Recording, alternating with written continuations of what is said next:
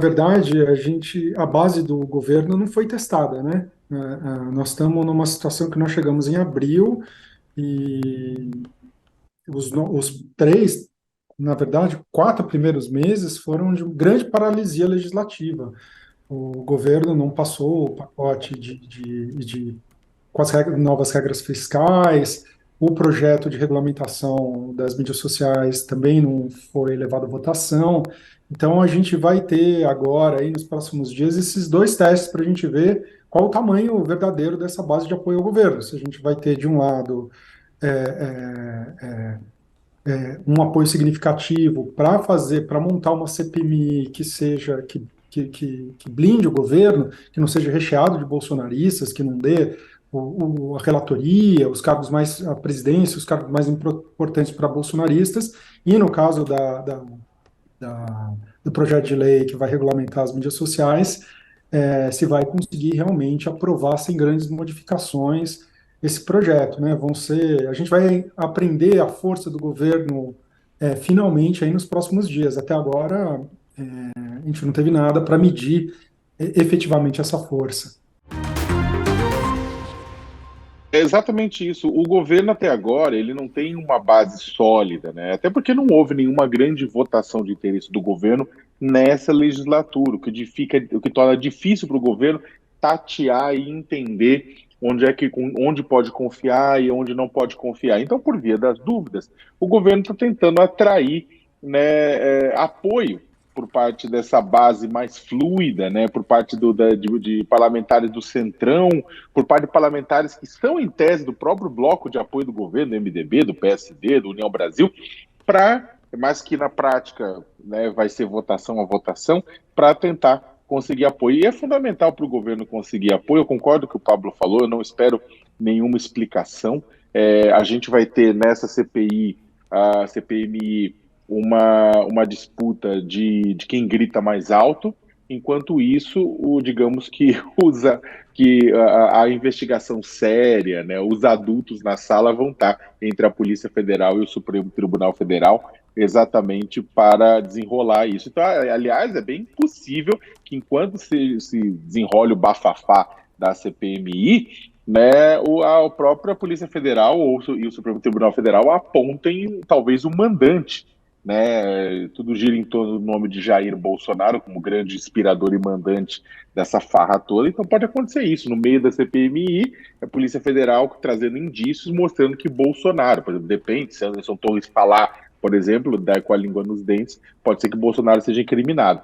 Até lá, é claro que o governo precisa equilibrar, né, garantir que tenha nomes dispostos a defendê-lo, e para ter nomes dispostos a defendê-lo, ele precisa indicar os melhores nomes, aqueles que podem fazer um melhor trabalho. E para isso, essa recomposição de forças, assim, através da liberação de recursos, é o sumo do pragmatismo. Mas é o que o governo tem neste momento, uma vez que tem uma base frágil.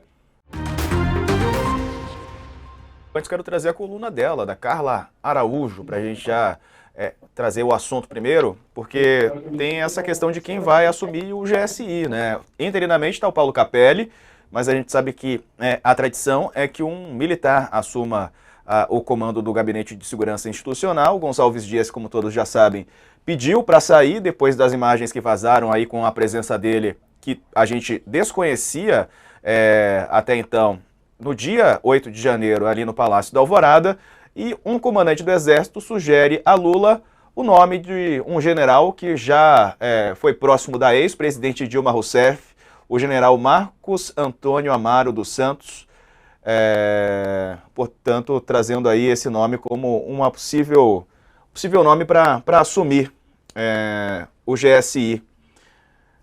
Esse é o nome aí, portanto, sugerido pelo comandante, não é? É isso, Carla Araújo? Você está aqui com a gente. Se eu falei besteira, você me corrige, por favor. Boa noite para você.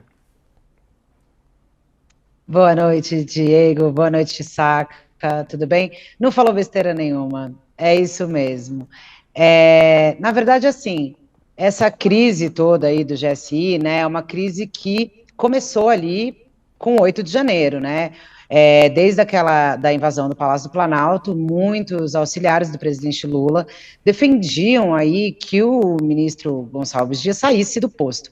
Acontece que o Lula tinha e tem uma relação de confiança com o G. Dias, como ele é conhecido, e ele resistiu ali, segurou e falou, deixa disso, não vai sair, é o meu homem de confiança, é alguém que está comigo há muito tempo. Ele foi ajudante de ordens do Lula nos primeiros governos, né? Então o Lula sempre reafirmou a sua confiança aí no G. Dias. Na semana passada, com a revelação dessas imagens e mostrando aí essa interação do ex-ministro com os golpistas, essa pressão que já existia desde o dia 8, é aquela coisa, né? Ficou meio insustentável e o Lula acabou achando melhor tirar o general que oficialmente entregou o cargo, né, colocou o cargo à disposição, mas aquela coisa que a gente fala, é uma questão de nomenclatura, né, pediu para sair, foi demitido e tudo mais. O que acontece? Nesse mesmo momento, e já vinha também, muita gente orientando que o presidente Lula fizesse mudanças aí nessa pasta no GSI, mas, ao que tudo indica, viu, Diego, pelo menos até o momento, o presidente Lula tem resistido em fazer essas mudanças, e aí, um pouco antes de embarcar para Portugal, ele teve uma conversa com o comandante do Exército, o general Thomas Paiva, e nessa conversa ele pediu alguns nomes, o general deu, e entre esses nomes, o nome do general Amaro, que também se encontrou com o Lula antes do Lula ir para Portugal. Eu estava falando com uma outra fonte agora há pouco que falou que a conversa entre os dois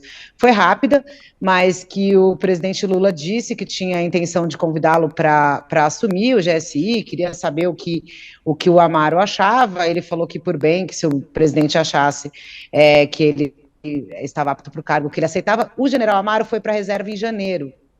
Eu estava falando com o pessoal ali que conhece bem ele, disse que ele tem reclamado, inclusive, que estava querendo voltar a trabalhar. Então, em tese, se esse convite de fato for concretizado, o general já disse aí a alguns pares que toparia aceitar essa missão. E aí tem que ainda ter uma discussão. O Lula mesmo, nessa conversa e para outros auxiliares, falou que ele só ia bater o martelo em relação a isso na volta ao Brasil, que é na próxima quinta-feira, né, se não me engano, e aí a gente vai ver. Enquanto isso, o Capelli fica. Capelli também é um nome de confiança, é um nome muito ligado ao ministro da Justiça, né, que é o número 2 ali da pasta, e já foi o interventor na época ali, depois dos ataques de 8 de janeiro, então também ali Lula acha que está tudo bem, tá bem cercado, e aí nessa questão de manter o GSI essencialmente militar, o Lula faz aí, segundo uma outra fonte que eu estava conversando, faz mais um gesto naquela coisa que a gente tem falado já desde o começo do governo, que é em busca da retomada da confiança, de uma melhor relação entre o governo e as Forças Armadas, que foram,